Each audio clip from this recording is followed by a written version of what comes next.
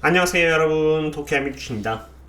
어제는 개인적으로 엔비디아 관련해서 분석을 드리면서 저도 마음이 불편했고, 제 채널의 투자 방법은 항상 밸류에이션을 감안하면서 투자 비중을 조절하는 것으로 아무리 모든 분들께서 환호하고 좋아하는 주식이라고 할지언정 실적과 성장률 대비해서 기업이 고평가라면은 매도한다던가 홀드하는 것이 제 투자 방법이라고 말씀을 드리려고 하고 있습니다.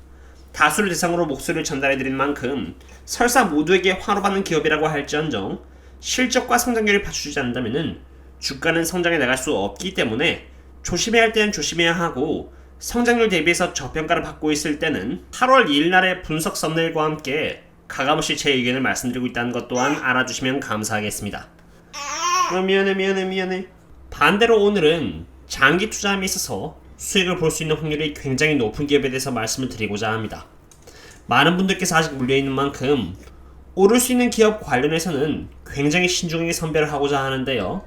비록 마이크로는 지금 현재 진행형이고 옥시덴탈은 멤버십 대상으로 꾸준히 업데이트드린 종목입니다만, 그 외에 4월 10일부터 꾸준히 업데이트를 드렸던 아마존, 4월 19일날 말씀드렸던 도미노, 2022년 1월달부터 꾸준히 말씀드렸던 에너지 트랜스퍼, 그리고 7월 10일 올려드렸던 페트로브라스 등의 기업들 모두 사람들의 관심과는 달리 훌륭한 수익률을 보여주고 있는데요. 분석을 하는 제 입장에서는 어떤 기업이 장기 투자람에 따라서 수익이 될 수 있는 가능성이 높은지 보이지만, 이런 기업들은 다들 좋아하시는 엔비디아나 테슬라와 달리 관심이 없으시기에 유튜브를 운영하고 있는 저에게는 오히려 좀 허무하기도 합니다. 그런 이유에서 비록 여러분들의 관심이 저조하지만 높은 수익률을 장기간에 걸쳐 얻을 수 있는 기업들은 편하게 멤버십 전용 텔레그램에 올릴 계획이기에 혹시라도 관심이 있으시다면은 미안. 이 링크를 참고 부탁드립니다. 참고로 아이폰의 경우는 컴퓨터로 이 링크에 연결이 가능하겠습니다. 오늘은 제가 개인적으로 제 딸에게 선물해주고 싶은 주식 중 하나는 바로 인도에서 가장 큰 은행이라고 할 수 있는 HDFC 은행, 티커 HDB입니다. HDFC 은행이 어떤 기업인지 간단하게 설명드리자면요, 인도 프라이빗 섹터 뱅크 중에서 1등을 차지하고 있는 기업으로 6,000개의 브랜치스가 전역에 깔려있고, 은행의 숫자는 매 분기 성장하고 있는 고객 숫자와 직원 숫자와 함께 이렇게 매분기 높아지고 있으며, 대출과 예금의 양은 이렇게 굉장히 빠른 속도로 성장하고 있습니다. HDFC의 비즈니스 모델은 리테일과 CRB 그리고 이렇게 홀세일로 이루어져 있는데요. 리테일은 일반인들 대상으로 예금, 대출, 그리고 부동산 대출을 의미하고, CRB는 Commercial and Rural Banking의 약자로 홀세일과 함께 기업들을 대상으로 사업을 하는 섹터입니다. 보시다시피 굉장히 잘 밸런스가 잡혀 있다는 것을 볼 수 있습니다. 그럼 다음으로 제가 기업을 보는 데 있어서 굉장히 중요시하는 기업의 펀더멘털을 체크해볼까 하는데요. 사실 기업의 펀더멘털만 확인하고 투자를 해도 장기 투자를 한다면은 손해를 볼 확률은 제법 줄어듭니다. 펀더멘털이 안 좋다면은 저도 비중을 보수적으로 조절한다면은 큰 피해를 입을 확률은 현저히 줄어들게 되기 때문이죠. 그럼 펀더멘털을 체크해보겠습니다. TTM 기준으로 봤을 때 HDFC 은행의 예금은 지난해 대비 이렇게 19.24%로 괜찮은 성장률을 보여주고 있고요. 금리에 따른 이자 수익 성장률 또한 13.65%로 매우 좋은 스코어를 받고 있습니다. 금리와 관련하는 수익의 부분은 7.89%로 좋은 성장률을 보여주고 있고, 여기 대출 또한 20.89%로 좋은 성장률을 이어나가고 있는 상태입니다. 참고로 여기 이 스코어들은 은행들끼리 비교를 해서 만들어진 그런 스코어이기 때문에 다른 은행들에 비해서 이 HDFC 은행의 퍼포먼스가 얼마나 좋은지를 알 수 있는 부분이 되겠습니다. 제가 방금 보여드린 그런 지표와 함께 이 은행이 보여주고 있는 회계적 지표들 또한 굉장히 우수합니다. 매출액은 TTM 기준으로 이렇게 매해 우상향을 해나가고 있고요. 영업이익과 순이익 또한 이렇게 우상향하면서 성장을 이어나가고 있습니다. 그로스 마진은 은행인이 당연히 100%라서 보여드릴 필요는 없겠고요. 순이익 성장률은 이렇게 43.30%로 매출액에서 세금까지 포함해 모든 비용을 제외한다고 했을 때 남는 돈의 마진은 43%로 정말 많은 돈이 남습니다. 영업현금흐름과 여기 프리 캐시플로우 또한 최근 들어서 훌륭한 성장률을 보여주고 있어 굉장히 이 기업은 강한 펀더멘털을 보유한 기업이라는 생각이 듭니다. 그렇지만 단순히 펀더멘털만 봐서는 부족합니다. 왜냐하면 좋은 기업일수록 고평가를 받고 있을 확률이 높기 때문입니다. 바로 그러한 이유에서 테슬라와 같은 기업이 훌륭하지만 대부분 많은 수익을 내고 있지 못하다거나 물려있는 이유는 바로 밸류에이션을 고려하지 않고 주변에서 좋다는 이야기만 듣고 투자해서 그렇습니다. HDFC 은행의 밸류에이션을 보도록 하겠습니다. HDFC 은행은 지금 PE 멀티플 22.75를 받고 있는 상태입니다. 2018년을 시작으로 2014년까지 순이익 성장률을 보시면은 여기 14%를 시작으로 해서 2013년에 18% 그리고 2014년에 18%로 꽤나 일정한 순이익 성장률을 보여주고 있다고 할 수 있겠고요. 이러한 상태에서 연평균 성장률은 14.77%라는 것을 볼 수 있습니다. 그렇기에 보수적인 차원에서 본다면은 HDFC의 멀티플은 15 정도를 받아야 하는 것이 바람직하기에 이렇게 14.8% 정도 고평가를 받고 있다고 할 수 있으나 아까 제가 보여드린 것처럼 기업의 퀄리티를 감안했을 때 이 기업은 프리미엄 멀티플 30 정도를 받아왔습니다. 그렇기에 이렇게 오랜 기간에 걸쳐 프리미엄 멀티플 이상에서 주식이 거래되어 왔던 것이죠. 그런 것을 바라본다면 지금의 위치는 전혀 나쁘지 않은 상태라고 할 수 있습니다.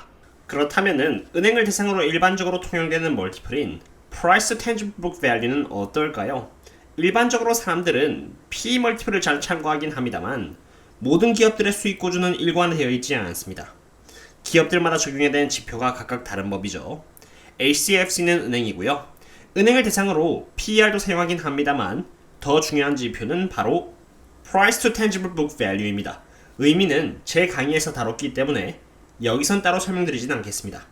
어쨌든 이 Price to Tangible Book Value를 보시면은 지금 HDB는 이렇게 3.17에 위치하고 있습니다. 2018년 때는 Tangible Book Value가 이렇게 0이었던 적이 있기 때문에 2019년부터 2022년까지 평균을 잡아본다면은 이 기업은 평균 3.69의 멀티플에 거래가 되었다는 것을 볼 수 있습니다. 지금 멀티플 3.17은 평균보다는 더 낮으니 적어도 평균 대비해서는 저평가라고 할 수 있는 것입니다. 지금까지 PE 멀티플과 Price to Tangible Book Value 멀티플을 기준으로 알아보았는데요. 그럼 이것을 DCF 밸류에이션을 기준으로 보면 어떨까요? 매출액의 기준으로는 이렇게 순이익을 사용했고요. 앞으로 5년에 걸쳐서 저는 이 기업이 20% 정도의 순이익을 꾸준히 보여줄 것이라고 생각을 합니다.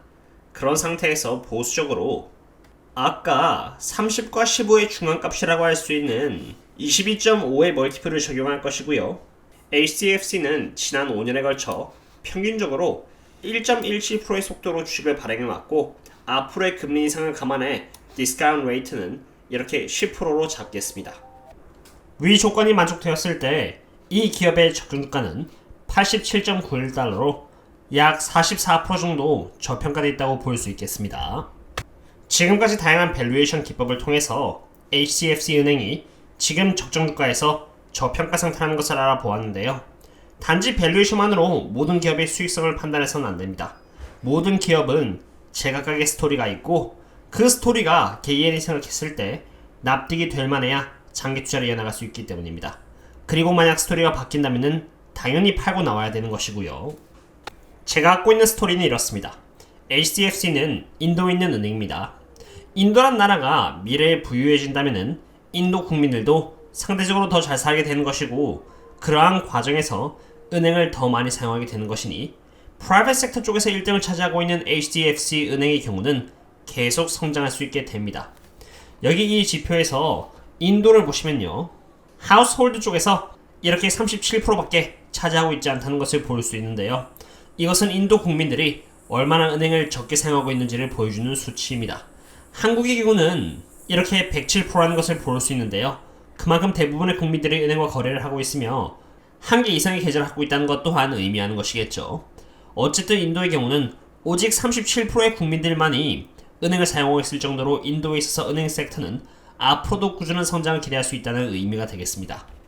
제가 HDFC에 대해서 좋게 평가하는 이유는 이것뿐만이 아닙니다.